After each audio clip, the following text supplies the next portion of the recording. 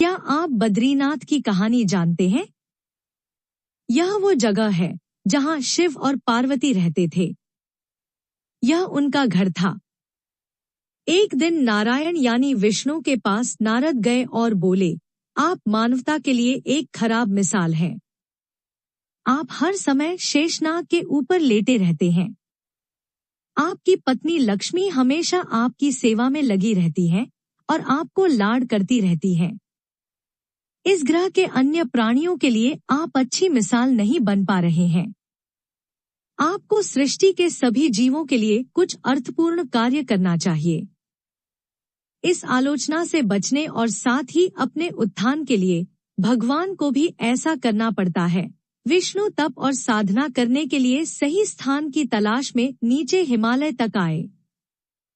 वहां उन्हें मिला बद्रीनाथ, एक अच्छा सा छोटा सा घर जहां सब कुछ वैसा ही था जैसा उन्होंने सोचा था। साधना के लिए सबसे आदर्श जगह लगी उन्हें यह। वह उस घर के अंदर गए। घुसते ही उन्हें पता चल गया कि यह तो शिव का निवास है और वह तो बड़े खतरनाक व्यक्ति हैं। अगर उन्हें गुस्सा आ गया तो वह आपका ही नहीं, खुद का भी गला काट सकते हैं। ऐसे में नारायण ने खुद को एक छोटे से बच्चे के रूप में बदल लिया और घर के सामने बैठ गए। उस वक्त शिव और पार्वती बाहर कहीं टहलने गए थे। जब वे घर वापस लौटे तो उन्होंने देखा कि एक छोटा सा बच्चा जोर जोर से रो रहा है। पार्वती को दया आ गई। उन्होंने बच्चे को उठाने की कोशिश की। शिव ने पार्वती को रोकते हुए कहा, इस बच्चे को मत छूना। पार्वती ने कहा, कितने क्रूर हैं आप। कैसी नासमझी की बात कर रहे हैं? मैं तो इस बच्चे को उठाने जा रही हूँ। देखिए तो कैसे रो रहा है। शिव बोले, जो तुम देख रही हो उस पर भरोसा मत करो। मैं कह रहा हूं ना, इस बच्चे को मत उठाओ। बच्चे के लिए पार्वती की स्त्री सुलभ मनोभावना ने उन्हें शिव की बातों को नहीं मानने दिया। उन्होंने कहा, आप कुछ भी कहें, मुझे कोई फर्क नहीं पड़ता। मेरे अंदर की माँ बच्चे को इस तरह रोते नहीं देख सकती। मैं तो इस बच्चे को जरूर उठाऊंगी। और यह कहकर उन्होंने बच्चे को उठाकर अपनी गोद में ले लिया। बच्चा पार्वती की गोद में आराम से था और शिव की तरफ बहुत ही खुश होकर देख रहा था।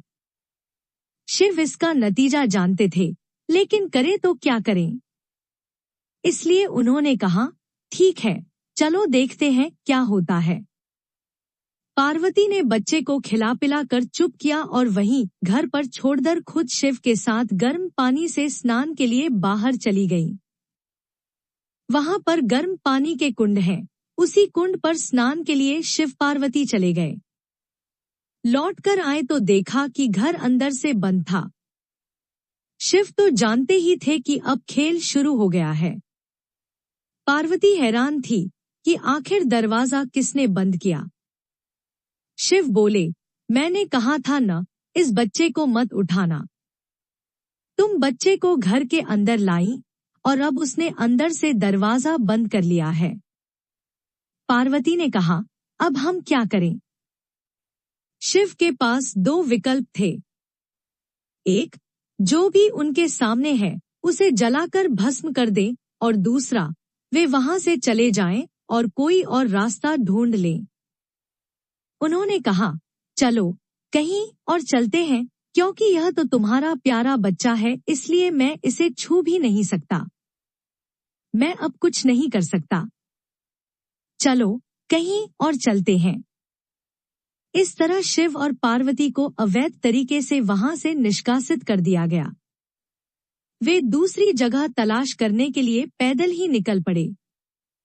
दरअसल बद्रीनाथ और केदारनाथ के बीच, एक चोटी से दूसरी चोटी के बीच सिर्फ 10 किलोमीटर की दूरी है।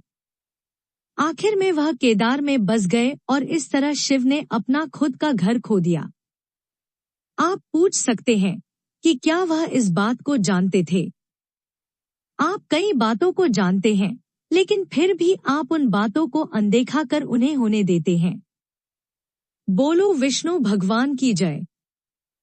ऐसी कहानियां और कथाएं सुनने के लिए हमारे चैनल को सब्सक्राइब और शेयर करें। धन्यवाद। नमस्कार।